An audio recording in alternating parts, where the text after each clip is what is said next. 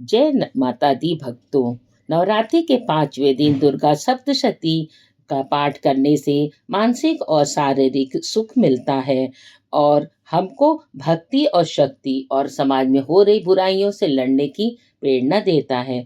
तो आज हम श्री दुर्गा सप्तशती में अध्याय पाठ का श्रवण करेंगे।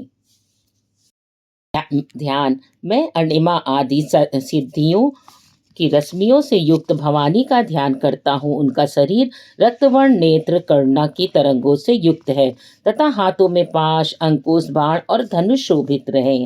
ऋषि ने कहा, चंडमुंड दैत्यों के मारे जाने पर दैत्यराज शुंभ के मन में अत्यंत क्रोध उत्पन्न हुआ। उसने अपनी समस्त दानवी सेना को युद्ध के लिए एक साथ प्रस्थान करने की आज्ञा दी।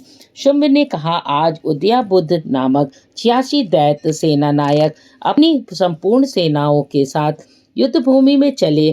कंब नाम वाले दानों के 84 सेनापति अपनी वाहिनी के साथ युद्ध स्थल में जाएं। 50 कोटि वीर कुल के और 100 ध्रुम कुलों के असुर सेनापति मेरी आज्ञा से युद्ध में रवाना हो जाएं।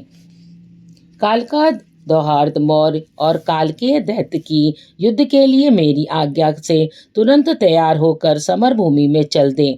क्रूर शासक असुरपति शुंभ इस प्रकार सबको आदेश देकर स्वयं शस्त्रों बड़े बड़े सैन्य दल के साथ युद्ध के लिए रवाना हुआ। उसकी विशाल सेना को अपनी ओर बढ़ते देखकर देवी चंडिका ने धनुष की टंकार से पृथ्वी और आकाश को गुंजायमान कर दिया। तत्पश्चात देवी के वाहन ने भी भयंकर शब्द से दहाड़ना शुरू कर दिया। फिर तो अंबिका ने घंटे के घोर रव से उस ध्वनि की ओर वर्धित कर दिया। धनुष की टंकार, सिंह की गर्जना और घंटे की ध्वनि से समस्त दिशाएं गुंजित उठी। इस भीषण शब्द से काली ने अपने विकट मुख को और भी विस्तृत कर लिया। इस प्रकार से वह पूर्ण विजयिनी बनी। उस भीषण नाद को सुनकर असुर सेनाओं ने चंडिका, काली तथा सिंह को क्रोधपूर्वक चतुर्वेद से घेर लिया। हे राजन, उसी समय असुरों के संहार और देवताओं के उत्थान के लिए ब्रह्मा, शिव, कार्तिकेय, विष्णु, इंद्र आदि देवों की महान पराक्रम संपन्न शक्तियां भी उनके शरीरों से निकलकर उन्हीं के रूपों में देवी चंडिका के पास आ गईं। देवताओं के रूप में वेश, वाहन आदि के अनुरूप ही उनकी शक्तियां असुरों से युद्ध करने के लिए आ गईं। सर्वप्रथम हंस की सवारी पर बैठी हुई अच्युत और कमंडलू से सुशोभित ब्रह्मा जी की शक्ति प्रकट हुई, जिसे ब्रह्मांडी कहा जाता है। महादेव की शक्ति बैल पर आरूढ़ होकर हाथों से श्रेष्ठ त्रिशूल धारण कर शेषनाग का कंगन पहने हुए मस्तक में चंद्र रेखा से सज्जित होकर वहां आ गई। कार्तिकेय की शक्ति रूपा जगदम्बा उन्हीं के अनुरूप मयूर पर आरूढ़ हो हाथ में शक्ति लेकर उन दानों से युद्ध करने के लिए आ गई। इसी प्रकार भगवान विष्णु की शक्ति गरुड़ के वाहन पर विराजमान होकर शंख, चक्र, गदा, धनुष तथा खड्ग लिए वहां पर उपस्थित हो गई। अनुपम यज्ञवारा का रूप धारण करने वाली भगवान विष्णु की वह शक्ति भी वाराह के शरीर धारण कर वहां आ गई। भगवान नृसिंह की नारसिंगी शक्ति भी उन्हीं के अनुरूप शरीर धारण करके वहां पहुंच गई। उसकी गर्दन के बालों के झोंके से आकाश की तारिकाएं बिखर जाती थीं। इसी प्रकार इंद्र की शक्ति हाथ में वज्र लिए ऐरावत हाथी पर आरूढ़ होकर आई। उस शक्ति के भी इंद्र के समान ही सहस्र नेत्र। तब उन समस्त देश शक्तियों से आवृत शिव जी ने चंडिका से कहा, मेरी प्रसन्नता के लिए तुम अब तुरंत ही इन असुरों का वध करो। तब देवी के शरीर से अत्यंत भीषण और अति उग्र चंडिका शक्ति प्रकट हुई, जिसके द्वारा सैकड़ों सिंगलिनों की सी आवाज हो रही थी। अन्य उस अपराजिता देवी ने धूमिल जटा वाले महादेव जी से कहा, भगवान आप शुभ निशुंभ के पास दूत के वेश में जाइए और उन दोनों दानों से कहिए, उनके साथ ही युद्ध में उपस्थित अन्य दानों को भी यह संदेश सुनाइए। दैत्यों, यदि तुम्हें जीने की चाह है तो पातालपुरी को लौट जाओ। इंद्र को त्रैलोक का राज प्राप्त हो और देवगण याज्ञांश का उपभोग करें। यदि बल के मद में तुम सभी युद्ध के इच्छुक हो तो आओ, मेरी योगिनियां तुम्हारे कच्चे मांस भक्षण के तृप्त पावें। उस देवी ने भगवान शिव को दूत का कार्य सौंपा, इसलिए शिवदूती के नाम से जगत में विख्यात हुई। हे दैत्य भी शिव जी के मुंह से देवी की बात सुनकर कुपित हो गए और कात्यायनी की ओर तप लपके। तत्पश्चात वे दैत्य क्रुद्ध होकर देवी पर बाण, शक्ति, दृष्टि, रिष्टि आदि और अस्त्रों की वर्षा करने लगे। तब देवी ने भी धनुष की टंकार करके दैत्यों का द्वारा निक्षिप्त बाण, शूल, शक्ति, परशु आदि को खिलवाड़ से ही काट दिया। फिर भी काली आगे आकर राक्षसों को शूल के आघात से चीरने लगी और खंडवांग के दौरान उनको विध्वंस करती हुई रण स्थल से विचरण करने लगी। ब्रह्माणी भी अपना कमंडल लेकर जिस ओर निकल जाती थी, उधर ही जल छिड़क कर शत्रुओं को तेज और पराक्रमहीन कर देती थी। महेश्वरी ने त्रिशूल, वैष्णवी ने चक्र और कार्तिकेय ने अपनी शक्ति के प्रहार से दानों का नाश प्रारंभ कर दिया। इंद्राणी के वज्र से आहत होकर सैकड़ों दत्त खून की धारा बहाते हुए भूमि पर गिर पड़े। वाराही शक्ति ने कितने ही राक्षसों को तुतुन की चोट से नष्ट कर दिया। दाढ़ों के अग्रभाग से कितने ही की छाती को विद्ध कर दिया तथा कितने ही चक्र की चोट खाकर धरती पर गिर पड़े।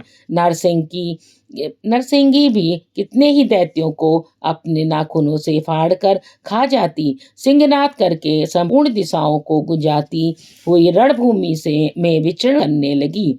कितने ही राक्षस शिवदूती के प्रबल अट्टहास से भयभीत होकर रणभूमि पर लौटने लगे। उनके गिरते ही शिवदूती उन्हें अपना भक्ष्य बना लेती थी। इस प्रकार क्रुद्ध देवियों के द्वारा बड़े बड़े असुरों का संहार होते देख दानवी सेना पलायित होने लगी।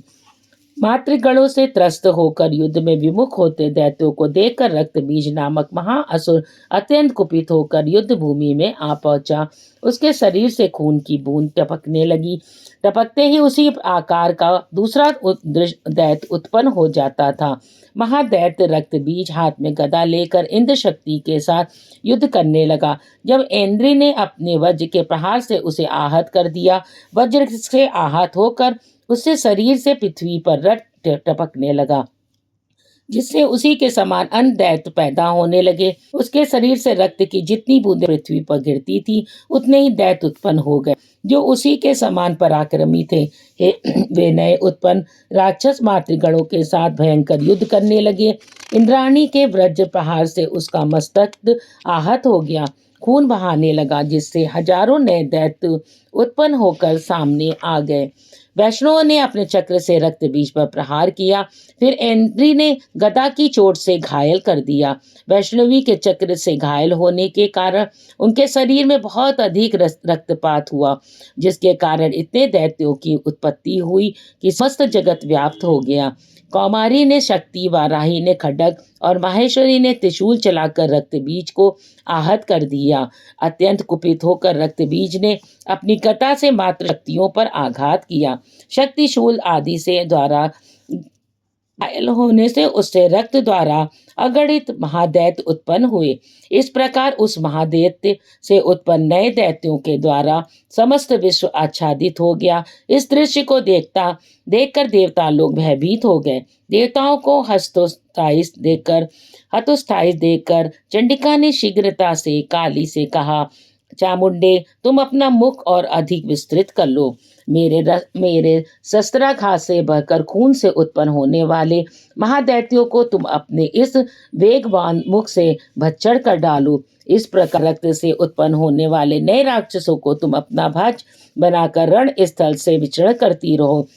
ऐसा करते रहने से जब उसके शरीर का संपूर्ण रक्त बहकर निकल जाएगा, तब वह स्वयं ही मृत्यु को प्राप्त होगा। उन भयंकर दैत्यों को जब तुम चबा डालोगी, तब दूसरे दैत्य उत्पन्न नहीं होंगे। ऐसा कहकर चंडिका देवी ने अपने शूल से रक्त बीज पर प्रहार किया और काली ने अपने मुख से उसका रक्त भर लिया।